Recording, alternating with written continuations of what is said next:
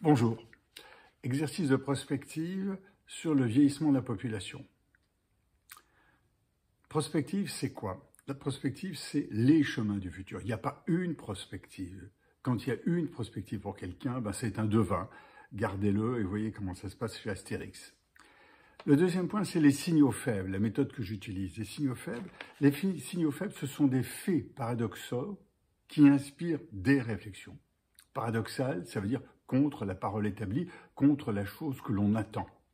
Ça veut dire quoi? Ça veut dire que tout simplement faire des signaux faibles, c'est pas récolter l'ensemble des informations que vous avez quelque part. C'est pas ça les signaux faibles. Les signaux faibles, c'est pas faire de la veille, c'est faire de l'éveil.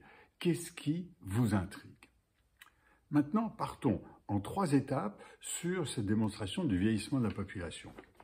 D'abord, sur le monde globalement, ensuite sur la France et le monde en général, et puis sur la France en particulier. Sur le monde globalement, je pars d'un principe qu'on sait que dans 2045-2050, c'est-à-dire dans 20 ans, un peu plus de 20 ans, la Terre aura 10 milliards d'habitants. On va passer de 8 milliards à 10 milliards. 2 milliards de plus, 2 milliards plus riches. 2 milliards qui seront des urbains, essentiellement, et 2 milliards qui vont demander des logements, des écoles, des hôpitaux, des bureaux, etc. Or, on n'a pas le sable qu'il faut pour construire ces 800 millions de logements et toutes leurs déclinaisons. Et on n'a pas le cuivre, à la connaissance d'aujourd'hui, on n'a pas le cuivre qu'il faut pour assumer la transition énergétique dont on parle, plus l'intelligence artificielle, j'en parle même pas parce que c'est impossible, on est saturé là-dessus, on ne peut pas.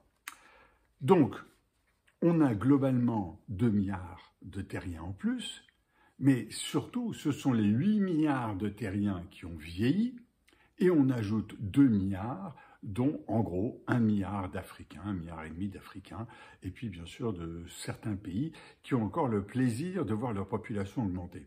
Pourquoi le plaisir? Bien parce que en Chine, pour prendre l'exemple de la Chine, on va avoir un pays qui va décroître, il commence à décroître dès maintenant avec 1,4 milliard.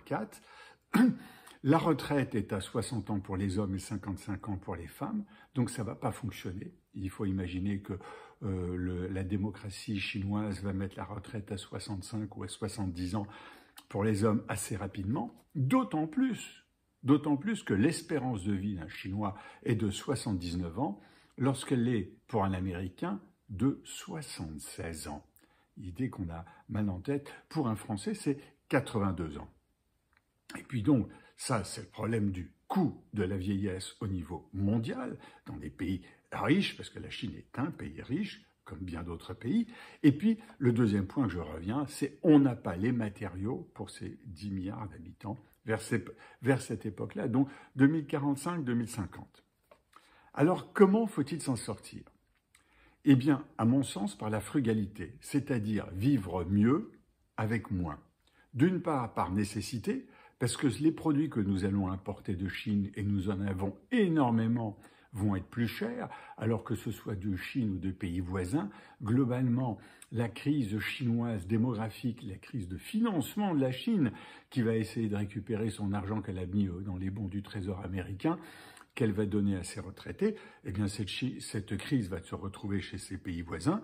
Donc les produits qu'on va importer vont être plus chers, donc on en achètera moins. Et puis, on n'a pas la matière pour les fabriquer, pour certains de ces pays, notamment tout ce qui touche à l'électronique, donc on en fabriquera moins. Et puis, je disais, plus frugal par nécessité et par obligation, et l'obligation, c'est l'environnement.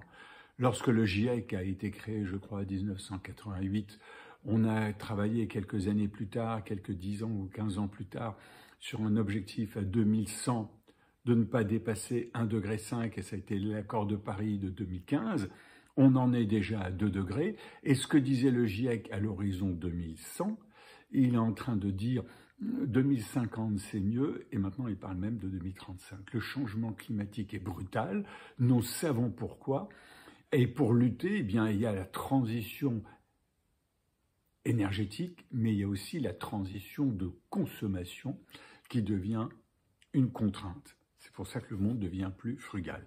Et puis, aussi, Dans ce monde, on consomme moins. Pourquoi? Parce qu'on vieillit. Quand on est plus âgé, au-delà de 75 ans, 80 ans, on consomme moins. Donc on a une baisse de la consommation. On n'est pas en train de multiplier le nombre de terriens par le nombre d'acheteurs qui achètent à peu près la même chose. Et bien sûr, on n'oublie pas les pays qui sont pauvres. En France, un vieux, c'est 1,5 salariés. C'est-à-dire 1,5 personnes qui s'occupent de lui. Or, les vieux ont tendance à quitter le nord et l'est de la France et le centre-est et à se retourner vers les côtes, côte atlantique, côte méditerranéenne.